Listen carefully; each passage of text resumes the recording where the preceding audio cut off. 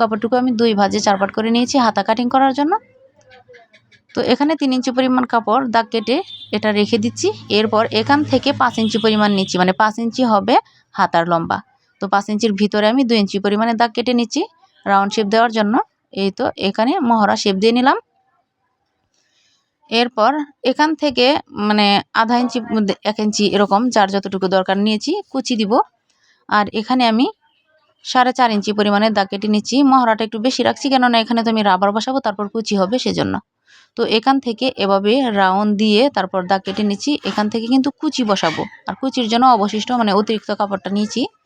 আর কুচি বসানোর কারণে কিন্তু এই হাতাটা আমি 5 ইঞ্চি পরিমাণ লম্বা নিয়েছি, 5 ইঞ্চি পরিমাণে কিন্তু থাকবে অবশিষ্ট। এই অতিরিক্ত কাপড়টুকু কুচি বসে যাবে। তো এভাবে করে হাতাটা তৈরি করলে কিন্তু অনেক ভালো লাগে। আর হাতার মোহরই আমি নেইনি, মানে হিসাবের মধ্যে নেইনি, কারণ এখানে রাবার যেহেতু বসাবো, তারপর যতটুকু দরকার ততটুকুই হয়ে যাবে করে নিচ্ছি। আর হাতার ব্যাপারটা হলো ওই যে কাটচিহ্ন দিয়েছিলাম, এই কাটচিহ্ন থেকে কুচিগুলো তৈরি করে নিব। আপনারা চাইলে এভাবে করে কুচি তৈরি করে নিয়ে মাঝ বরাবর নিয়ে তারপর আবার অপর সাইড থেকে সেলাইটা করতে পারেন।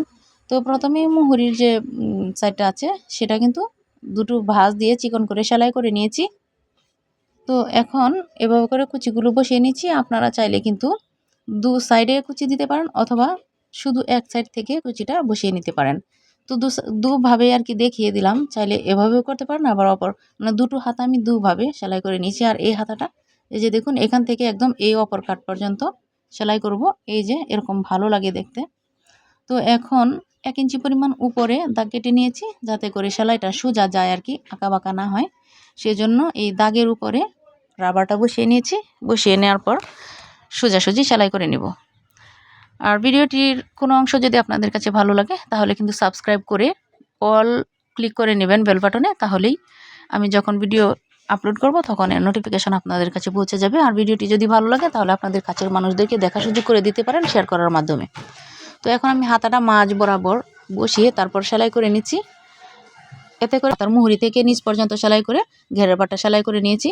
এই যে দেখতে কিন্তু অনেক ভালো লাগছে দেখতে। তো এরকম করে আর কি আপনারা যে কোনো বয়সের বাচ্চাদের জন্য তৈরি করতে পারবেন। আমি এটা